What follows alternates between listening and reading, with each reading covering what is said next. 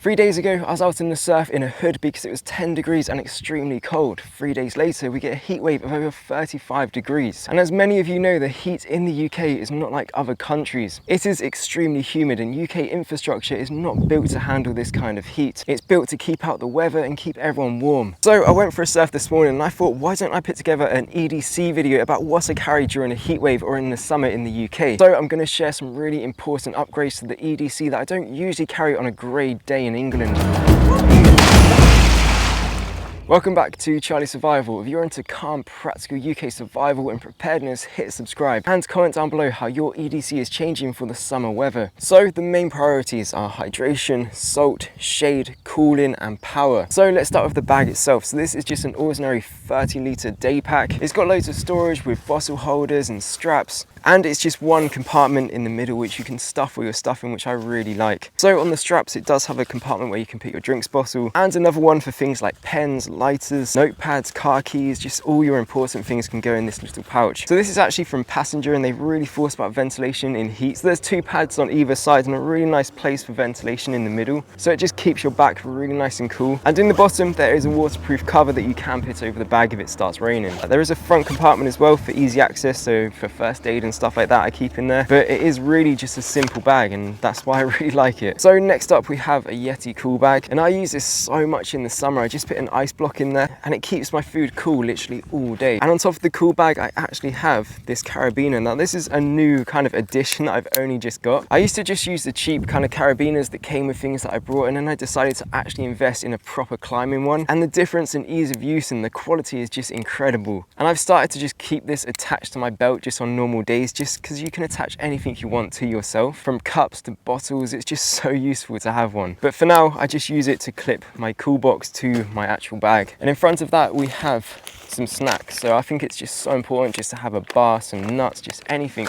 If you're stuck in traffic, or like today, it's a bank holiday, it's super busy, you're just waiting around, and to get somewhere takes twice or 3 times as long. So it's always good to just have some snacks if you can't get to this shop. And just something easy like nuts or bar, just whack in the bag and it makes a whole lot of difference. And then we have hydration salts. Now this is super important for keeping your hydration and electrolytes up. So because it was so hot today, I decided to have one after the surf. But I chuck a load in my bag just so they're always there and I don't forget them. Now I've actually upgraded to the limit ones. I did have another brand before, but it's just so difficult not to drink about 5 in a day because they're so nice. So today I had one after the surf, and because my kind of sports activity is going up now in the summer, I'm having one every morning. And then you can definitely notice the difference when you start taking salts like this. So I definitely recommend getting some, especially in the heat wave that we're currently getting. If you want an easy place to start with prepping and survival, I highly recommend downloading my free blackout checklist from the pinned comment. And all of the kits you're seeing in this video is linked to my Amazon kit list in the description, as well as all the kits I've tried and tested in one place.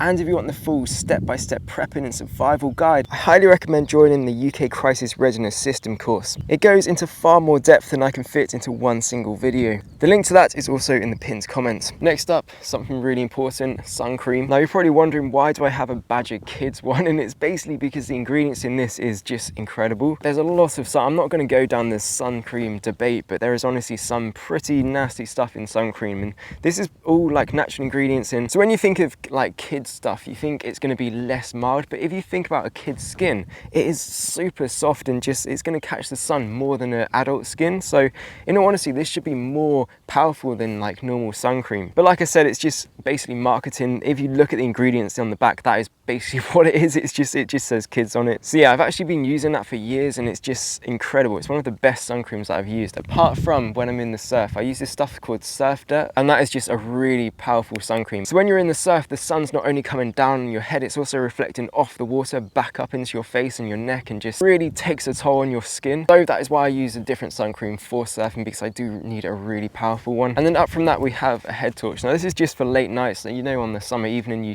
tend to stay out later, and then by the time you're packing up everything, heading back to the car, you realize that it's getting dark. So just keeping that in the bag is really helpful to navigate navigate back to where you come from. And then we have a buff. Now people think of buffs for winter and keeping warm, but you can definitely use them to keep the sun off your neck and off your head and just keep your scalp nice and cool. And this is actually a really nice merino wool buff. When you think of merino wool, you think of winter and keeping you hot, but a really lightweight merino wool in summer does really make a difference, and it actually helps you keep a lot cooler. And they're just extremely versatile. You can use it for so many different things. Then obviously another important one, a pair of sunglasses. So these are actually just a pair of sun gods, and I use these for cycling and just everyday kind of, you know, activities, driving, because in the evening when the sun gets lower and you're basically looking directly at the sun, it's always great to have a pair of sunglasses. So I use sunglasses mostly when I'm driving, when the sun's kind of setting and it's directly in your eyes, but for when the sun's high in the sky, I wear a cap because that just keeps out your eyes. So I don't really wear sunglasses in the day. It's mostly for, you know, when there's a reflection or the sun's setting and it's right in front of you. And then there's some natural deodorant here. This is Fussy. Now I did buy a separate case for it, but I just tend to carry the little like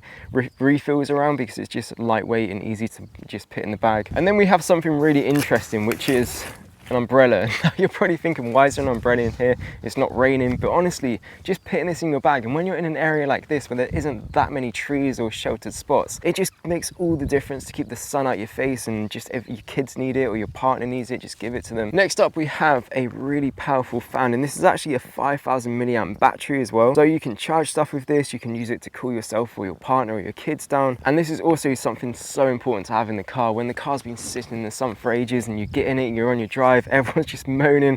It's always nice to have this in the car just to say cool yourself down using this, and it just makes all the difference as well. And beside that, we do have just a normal 5,000 milliamp power bank, and this is actually a waterproof kind of outdoor weather one. It's just super compact. I love the 5,000 ones because they're just that you can barely notice they're in your bag. Then when your phone is dying or your headlamp needs a charge or the fan, it's always just there and you can use it. But remember to always pack the cable as well. So I have a USB-C to USB-C super fast cable here, because people always think about power banks but they never think about the cable. So some power banks do have fast charging, and in order to use fast charging you need a fast cable in order to charge your devices up faster, because a lot of people just use a normal cable, plug it into fast charge, and they think their phone's going to charge up faster, but that is not always the case. So double check your cable is a fast charging one. And next to that, we have something that I only picked up recently on a trip to the Isles of Scilly, which is a foraging bag, and it basically just clips onto your belt. And this is just so useful, not just for foraging, but when you're in town and you pick up a few bits. How many times have you forgot a bag when you're going to this shop? You can just fit oranges and even a bottle of milk in there, and it's just always just by your side. You don't have to carry it, your hands are free.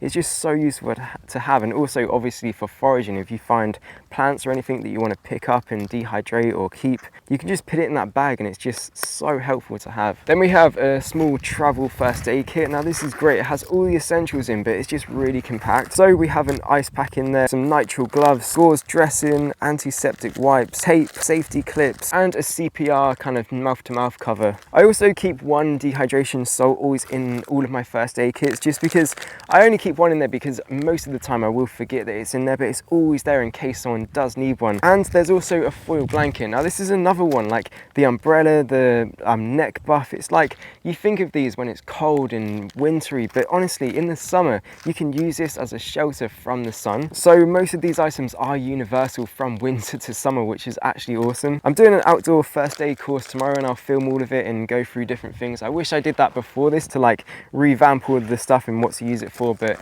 yeah, that'll be interesting. I'll film me doing it and maybe make a whole video about courses and which ones to take and stuff, because yeah, that'll be just super interesting. Then next to that we have this, which is a cooking set. Now I'm actually going to make a whole video dedicated to this, because I spent years kind of putting this together and figuring out what needs to go in there and stuff, and it's just such a compact kind of cooking setup, and it's all you need. So I'll make a video about that and show you how to use it, and I'll take it down to the beach and just do some foraging and show everyone how to use it and what is actually in there, because it's just so, I love this so much. I generally keep this in the bag all the time, even when I don't have food, because if we go to the shops I can buy cold food, go somewhere like this and cook up a whole meal. And next to that we have my Grail titanium, and I think this is super important for UK heat waves, because this is basically unlimited water. If you find a safe water source, you can just filter it and it's safe to drink. Now in the car, I do have another Stanley water bottle full of water, because obviously water is one of the most important things during a heat wave, so I keep a lot of it. And if you want to learn all about water filters and purifiers and which ones to get and what they are used for and if they're actually safe for all water sources and stuff like that,